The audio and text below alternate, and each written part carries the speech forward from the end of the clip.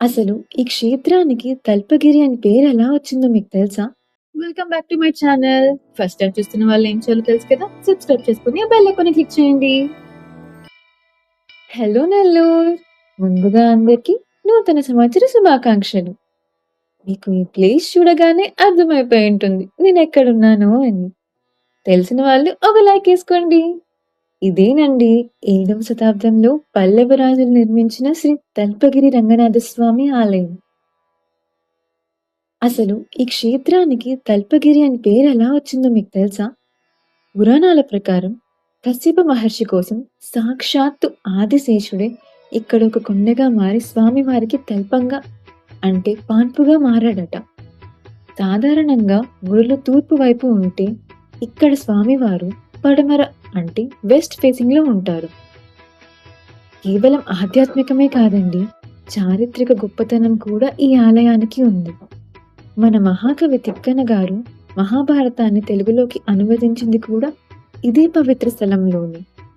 ప్రధాన ఆలయానికి దక్షిణాన రాజలక్ష్మీదేవికి, ఉత్తరాన ఆండాల్ దేవికి ప్రత్యేక ఉప ఆలయాలు ఉన్నాయి. ఇంకా మరిన్ని విషయాలు చెప్పే ముందు అసలు నేను ఇక్కడికి ఎందుకు వచ్చానో తెలుసా? ఈరోజు నేనెందుకు చెప్పడం, మా అమ్మమ్మ మాటల్లో మీరే వినండి. ఓం శ్రీ రంగనాథాయ నమః. ఈరోజు నెల్లూరులో వెలసినటువంటి శ్రీ తల్పగిరి రంగనాథ స్వామి దేవస్థానంలో స్వామికి మోహిని అవతారం అలంకారం చేశారు. ఉభయము మా అమ్మాయి అల్లుడు గారిది. ఇదే విధంగా ధనుర్మాసంలో నెలంతా మనకు తిరుమలలో కానీ అన్ని దేవాలయాల్లో సుప్రభాతం బదులు తిరుప్పావి సేవిస్తారు 30 రోజులు. గోదాదేవి వైభవంగా ఆమె చేయించుకుంటుంది. భోగి రోజు మనకు గోదా రంగనాథుల కళ్యాణము ప్రతి ఊర్లో ప్రతి వైష్ణవ దేవాలయంలో అన్ని దగ్గర వైభవంగా చేస్తారు. నమో రంగనాథాయ నమః. ఎందుకు ఎప్పుడు టెంపుల్ అంటావు అని నాతో అన్న వాళ్ళకి నా సమాధానం, దేవాలయం దగ్గరికి వచ్చేటప్పటికి గొప్పతనం ఏమిటో తెలుసా? మీరు తెలిసి చేసినా తెలియక చేసినా మీరు రోజు దేవాలయం లోపలికి వస్తూ ఉండడంలో మీకు తెలియకుండా మీ జీవితంలో మీరు తరించడం కూడా అందులో ఇమిడిపోతుంది. ఇప్పుడు మిగతా విషయాలు మాట్లాడుకుందామా? 1300 ఏళ్ల ఘన చరిత్ర ఉన్న మన నెల్లూరు రంగనాథ స్వామి ఆలయం గురించి మీకు తెలుసా? ఉదయగిరిపై విదేశీ దండయాత్ర జరిగినప్పుడు బలిజ కులస్తులు తమ ప్రాణాలను పణంగా పెట్టి ఉత్సవ విగ్రహాలను రక్షించి నెల్లూరుకు తీసుకొచ్చారంట.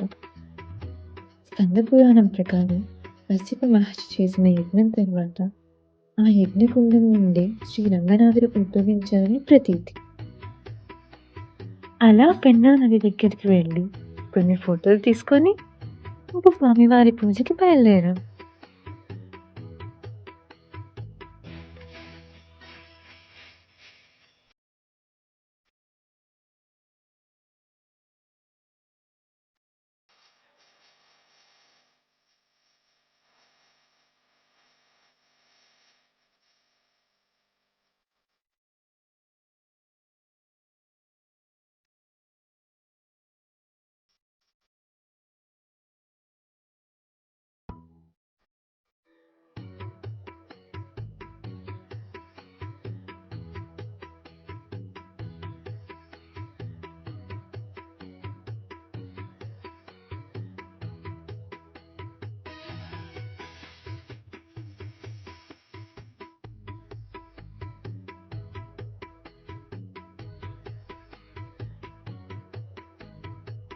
దిష్టి పెట్టకండి.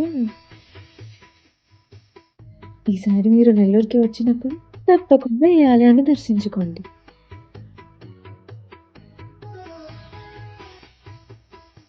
సరే మరి, ఇంకో వీడియోలో కలుద్దాం. ఏం చేయాలో తెలుసు కదా, like, share and subscribe. Bye.